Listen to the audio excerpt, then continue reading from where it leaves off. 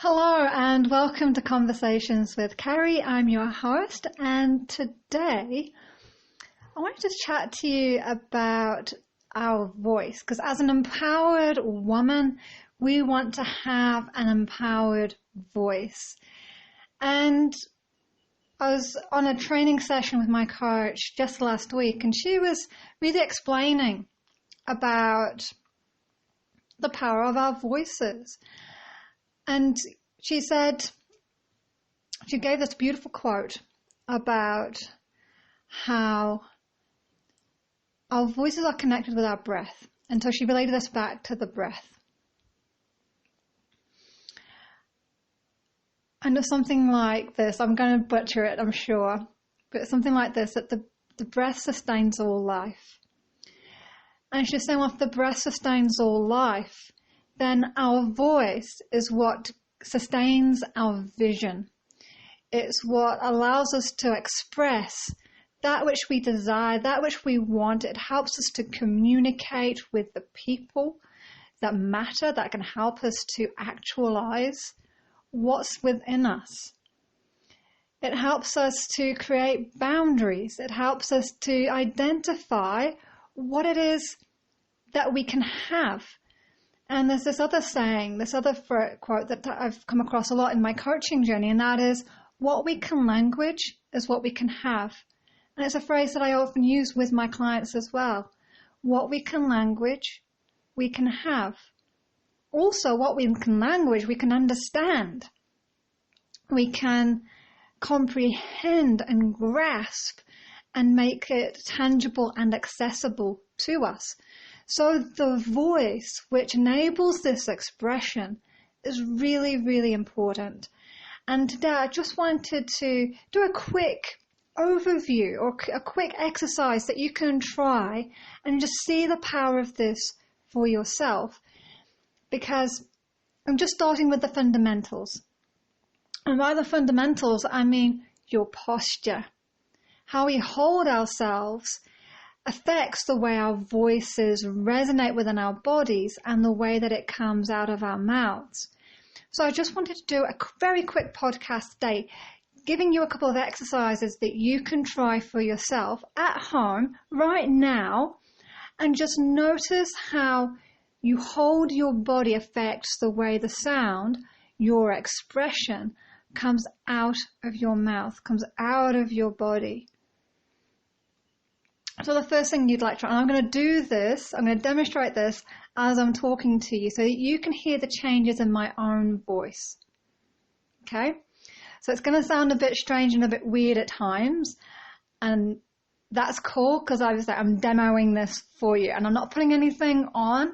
This is just how my voice sounds when I do these postures to the extreme, to the max. So know that how we hold our bodies will not be to these extremes, but they still affect our voice, because they'll affect how our throat, for instance, is held, and whether or not it's tight or relaxed, because this also affects the quality of our voice.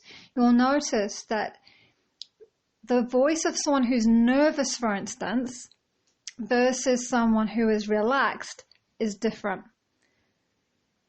The voice of a person who is confident, who is calm, who is relaxed, is very different to someone who is nervous, who might talk a bit faster, whose throat will be tense and tight, and it'll come out a little bit squeaky. Now I'm exaggerating, but I trust that this makes sense. And this is why I'm still sticking with the point about why this is so important.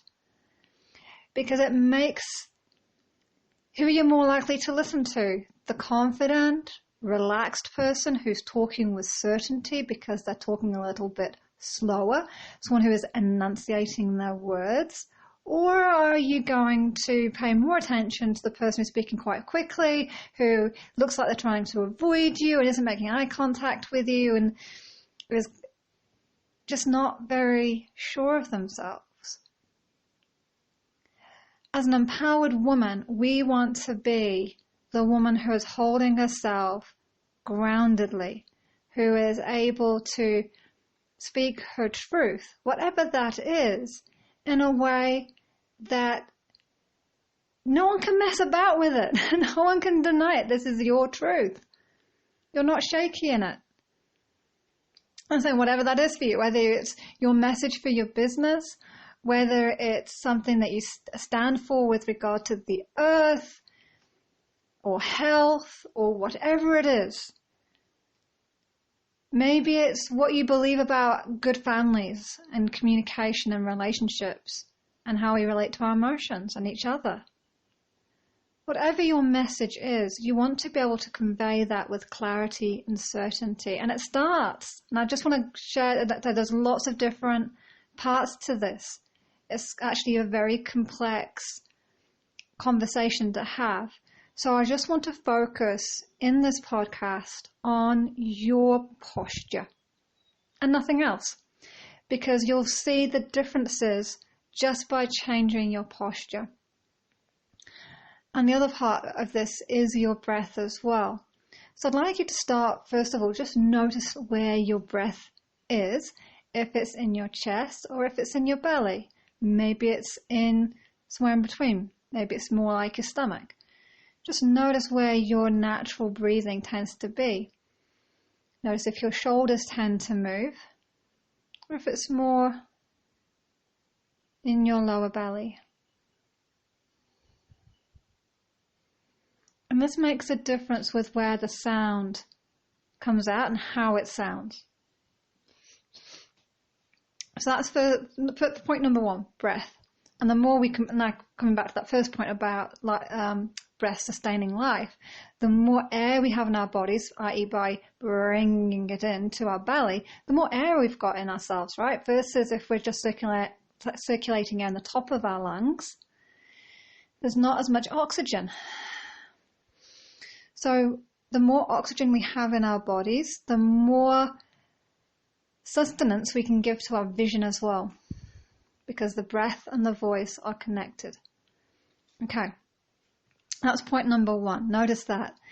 Now I'm going to actually change my posture. So I'm going to bring my chin down and tuck it down into looking down at the floor.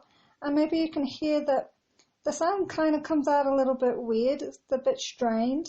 And it really doesn't sound that pleasant at all. And it's actually really uncomfortable to talk like this. Now I'm going to extend my head so that it's as far forward as it possibly will go. My neck is as reaching far out as it can possibly go. And again, I'm noticing that strain in my voice. My head is feeling really quite heavy.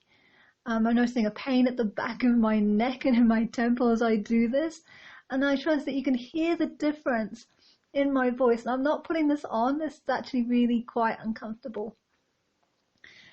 And you can hear the difference in where the sound is coming from. Right now I'm back to about neutral. So the other thing that we can do is slouch our shoulders over and cave in our chest. And again, kind of looking down a little bit. I'm just noticing how that feels. And I'm noticing as I do this, my core is automatically tightening. So I'm just going to ask that my diaphragm relax. And then I'm going to talk without that power. I'm just noticing how that feels. And I'm noticing that my voice has changed. It sounds quite weak and kind of like sickly. And it really doesn't feel that pleasant at all. So I'm going to stop doing that one. So these are all things that you can play with and just noticing the sound of your voice.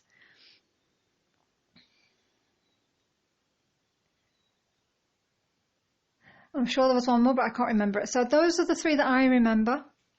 So head down, looking at the floor, extending your neck out, and then rounding your shoulders and concaving your chest. And just notice how those postures work for you. What do you notice about your voice? If you have a partner you can practice with, what do you notice about their voices? How do you relate to them as you see them standing there not looking at you? Now that you know how it feels at the extremes of what not to do, let's do an exercise in what to do. So I want you to stand up. This is really important. So stand up. You want your feet about hip width apart, and you want to really connect with the floor. If you've got shoes on, if you can, take them off. You want to really feel the floor. If you've got socks on, take those off as well if you can. If you can't, see how wide you can get your toes to go, to spread out and really connect with the floor. The more you can spread your feet out, the more you can connect with the ground. You want your knees to be soft, so the tendency is to actually overextend the knees. So we want to bend the knees. And as you do that, you want to tuck your hips under you so that your hips are, rather than being pushed back and kind of like they're tilted, like the top of them are tilted, you want to bring them under you like it's a cup that you're bringing to an upright position. So your bum's going to be tucked underneath you. And just notice how that feels. Okay? Then you want to create a bit of space, because the more space we have in our body, the more of a cavity we can create and the more we can resonate the sound.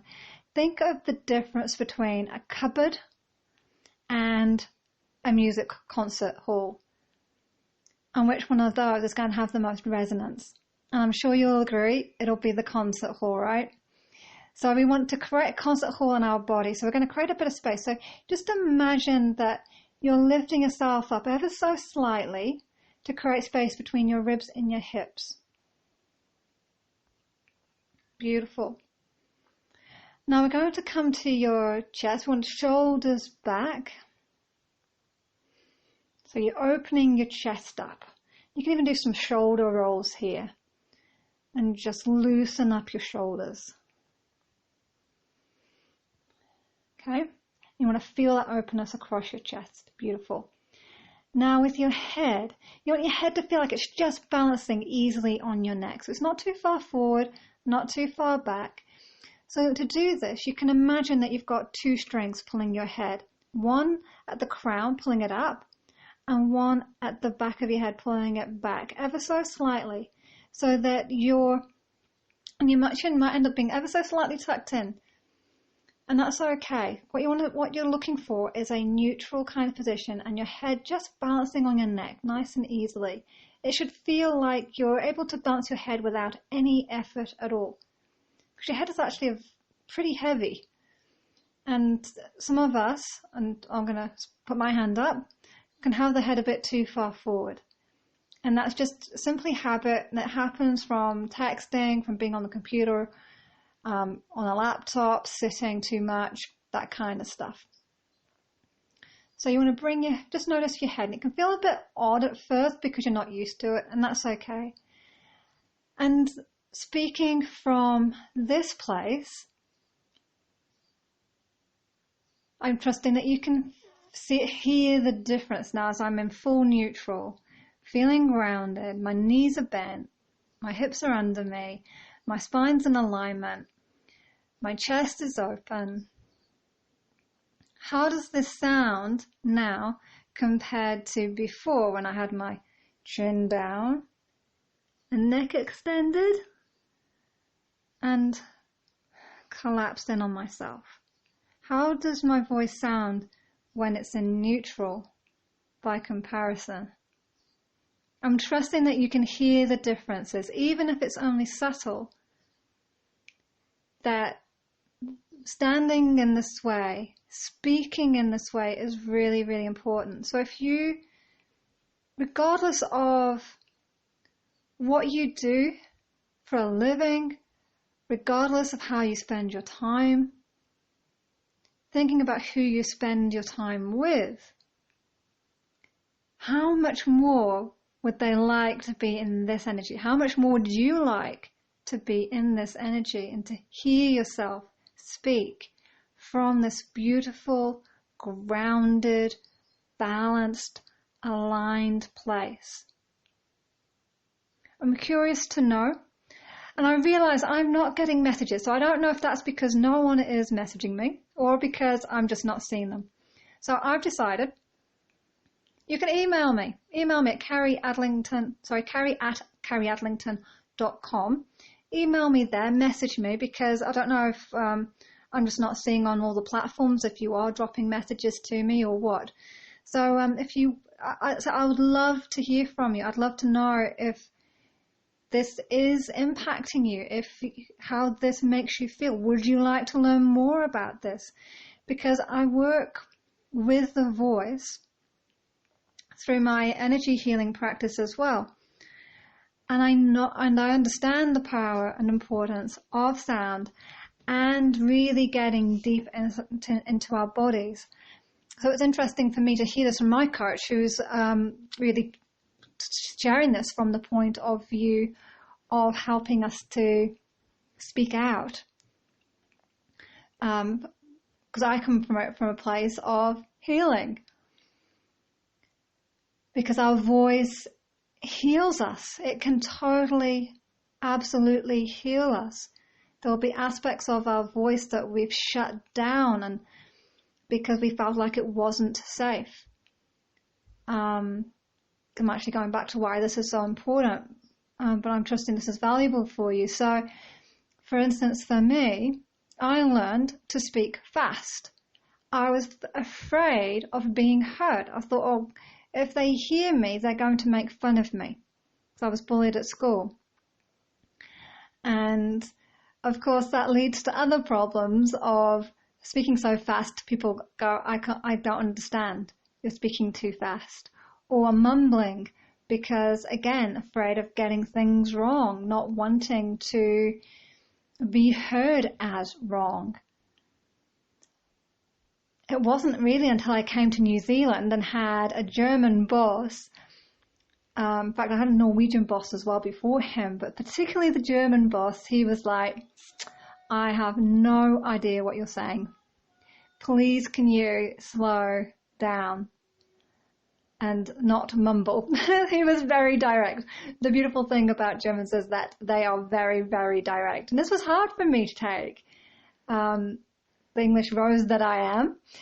I was feeling quite delicate about it, and it wasn't easy to have that feedback. And I was like, okay, well, I had to do something about my voice. I had to slow it right down. I had to get my words to be more enunciated so that people could really understand me, especially my work colleagues, because they were from all sorts of parts of the world. And occasionally we also had people from other parts of the world come into where I worked, because I worked in an outdoor store, a travel shop. So there were people going off on their adventures and they needed gear to go off and experience those adventures safely. So I understand the importance of our voice, of being able to speak out. And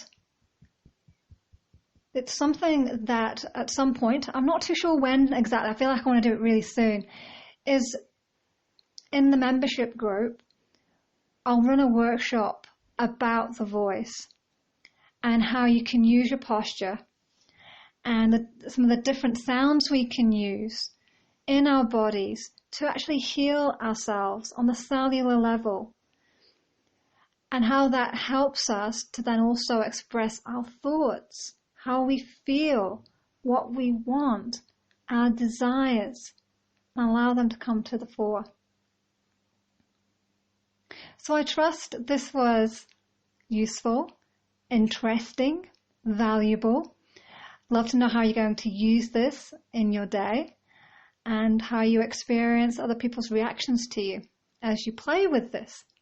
I'd love you to play with it and notice your voice and your body and how it feels as you communicate, as you share and express yourself.